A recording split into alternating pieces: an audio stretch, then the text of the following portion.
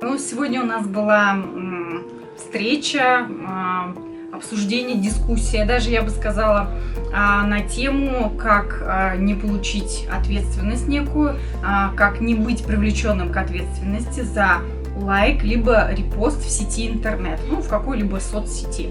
То есть мы здесь обсуждали такую статью, 282 статья Уголовного кодекса, по которой предусматривается уголовная ответственность за разжигание межнациональной, межрелигиозной и иной вражды, основанной на каком-либо национальном, культурном, расовом либо социальном признаке. И этот вопрос очень актуален на сегодняшний день, потому что на сегодняшний день это актуальная статья 282, это, скажем, такой гильотина, которая на сегодняшний день беспощадно и даже бывает в некоторых моментах без разбора перемалывает наше общество.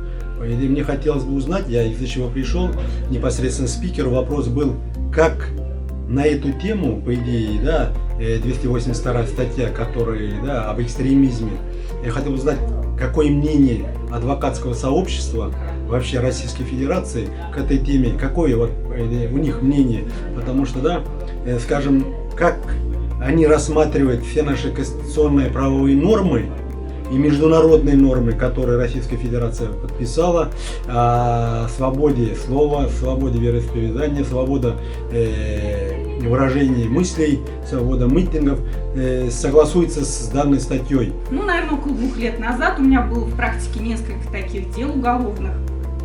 Значит, дела возбуждались достаточно быстро и направлялись в суд, и, в принципе, достаточно быстро людей осуждали, А с чем были связаны эти дела? Допустим, лицо, обычно это были лица молодые, с которыми мне приходилось сталкиваться, студенты вузов или средних профессиональных учебных заведений. То есть, например, ему нравились некие песни, видеоролики, картинки, им их добавляли к себе на страницу в социальной сети, а затем делали репост или ставили лайки, либо добавляли песни какие-то к себе на страницу. Естественно, под контролем определенных структур выявлялись эти лица, которые себе добавили на страницу, то есть определенную какую-то, допустим, песню, начнем с песни. И выяснялось, что эта песня, она является, признана, экстремистской, разжигающей межнациональную или межрелигиозную рознь. И она занесена в список. Этот список запрещенных материалов, он опубликован на сайте Минюста. То есть он действующий, он постоянно обновляется. То есть признан судом по каким-то причинам запрещен, как разжигающий некую вражду. Лицо, которое добавило себе эту песню, естественно, оправдывается, говорит, что, я, в принципе, мне понравилась мелодия, мне показалось, что эта песня патриотичная и так далее. Я добавила. То есть человек, может быть, даже до конца и не осознавал того, что заложено, какой смысл заложен в этой песне. Допустим, у меня было одно дело, где молодому человеку было, наверное, 18 или 19 лет. Он добавил к себе некую песню, потом возбудили дело, приобщили к материалам дела уже состоявшуюся экспертизу. То есть по таким делам проводится экспертиза. Экспертиза лингвистическая, либо комплексная экспертиза, которую анализируют не только лингвисты, еще и психологи. То есть это песня или это может быть видеоролик. В данном случае была песня. И когда мы стали с ним ознакомливаться, с экспертизой, которую нам предоставили, эксперт анализировал определенные фразы, некие фразы, превосходство одного народа над другим и так далее. И там была такая фраза, что-то связано с масонами, И я у него спрашиваю, я говорю, а вы знаете вообще, кто такие масоны? О чем вообще здесь речь-то идет в этой песне? Насколько я поняла, он вообще, он не знает, кто такие масоны, он не понимает до конца вообще, что хотел сказать автор, исполнитель этой песни. То есть человека привлекали в качестве обвиняемого, который, в принципе, не осознавал до конца даже смысл того, в чем его обвиняют. То есть он послушал, показалась интересная песня. То есть практика таких дел была достаточно большая. Мы сегодня разбирали разные ситуации, которые могут возникнуть, говорили о том, что прежде чем ставить лайк, либо делать репост некого материала, будь то видео или фотоматериал, необходимо хорошо подумать. То есть человека привлекать к уголовной ответственности Если лицо привлекается к уголовной ответственности по статье 282, определенные последствия, помимо того, что его осудят, ему назначат определенное наказание, он попадает в список, да, то есть есть список, экстремистов, так уж мы его называем, он называется немножко по-другому, но суть в этом. То есть после того, как он несет наказание, еще на него накладываются ограничения в финансовом плане, да, даже если его не лишили свободы, ему назначили условный срок или там иное какое-то наказание по этой статье, происходит ограничение в пользовании денежными средствами. То есть он будет иметь возможность пользоваться своими денежными средствами только в рамках 10 тысяч на каждого члена семьи. И то ему нужно будет писать заявление для того, чтобы получить возможность пользоваться этими денежными средствами. Если уж вы хотите сделать какой-то репост, распространить какой-то материал, в котором вы все-таки полагаете, что могут быть какие-то признаки, лучше проверить, не имеется ли этого материала в данном списке.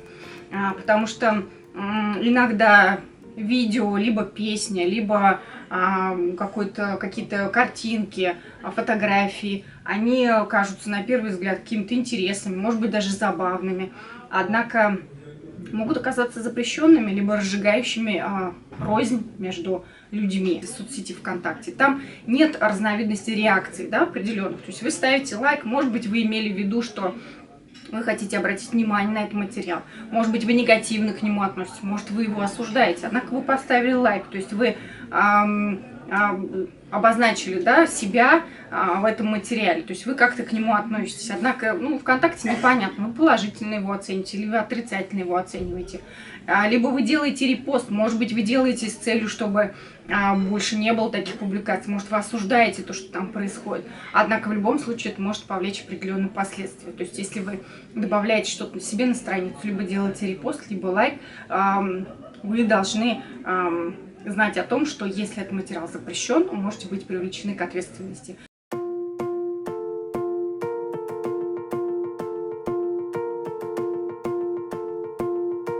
Сегодня была достаточно интересная,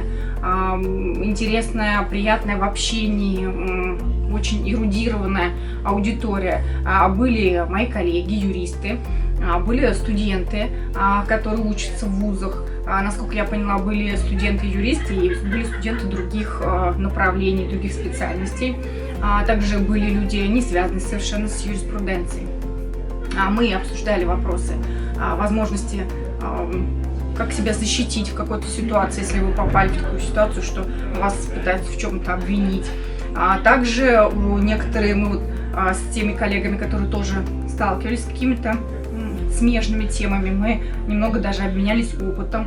То есть у коллег свое видение есть на некоторые вопросы.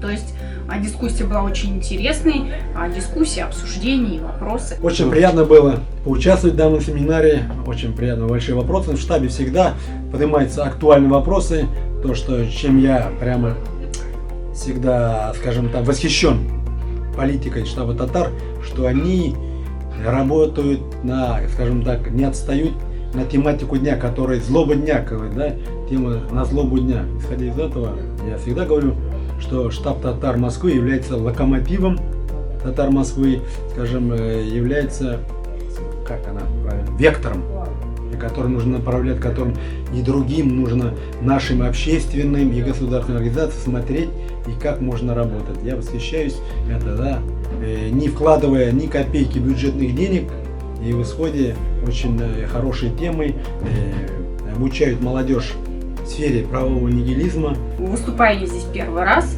Я считаю, что очень дружелюбное место и очень приятная домашняя атмосфера, очень приветливые люди, относятся тепло к вновь к тем, кто первый раз пришел, и очень интересное здесь общение. Мне очень понравилось.